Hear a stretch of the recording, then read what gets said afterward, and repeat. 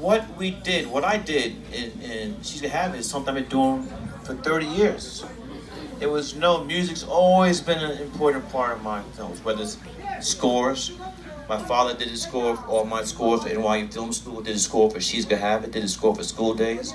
He wrote the song Straight Nappy, he did the score for Do the Right Thing. My father did the score for Mo Better Blues, that song Better Blues he wrote.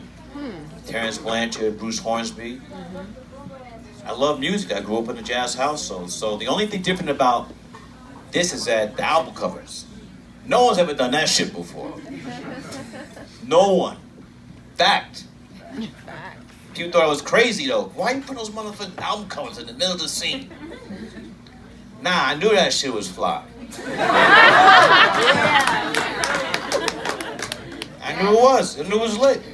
So that's the only thing, the album covers. But as far as picking the music, that hasn't changed in 30 years.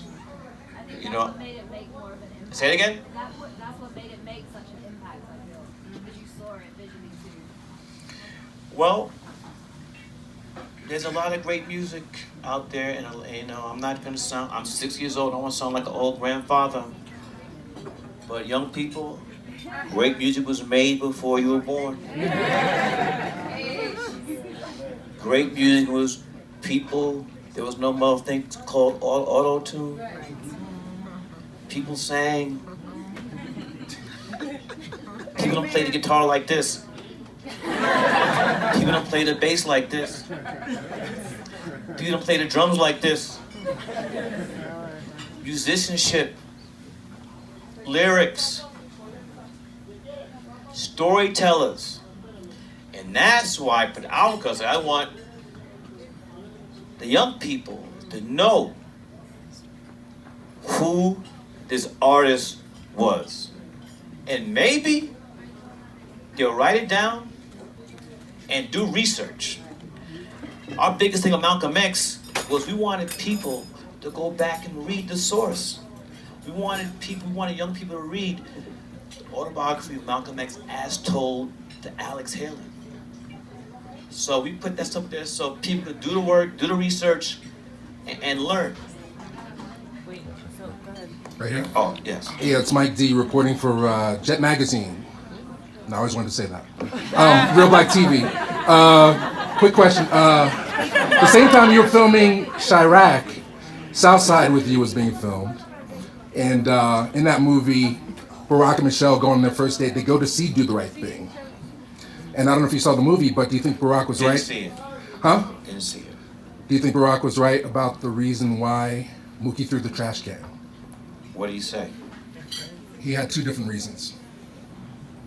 He had one story for the white person, and one story for Michelle. Why don't you tell us what do you tell us? He said Mookie was fucking mad. That's the first one. Okay, and then there was a whole nother excuse or reason that he justified using the Barack voice. When he was talking to the white dude, he said he threw the trash can to save lives, to take attention away from that. That is false. I know that's not the first time I heard that. Mookie did not throw the garbage can to save the life of Sal, Pino, and Vito. He did that because he saw his best friend, Ray Rahim, murdered in front of his eyes.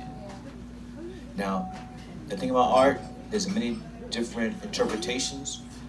As the writer of the script and the creator of that world, Mookie threw a garbage can because he saw another black man killed by the NYPD, and was crazy many years later to see Eric Garner killed in the same chokehold. In fact, the chokehold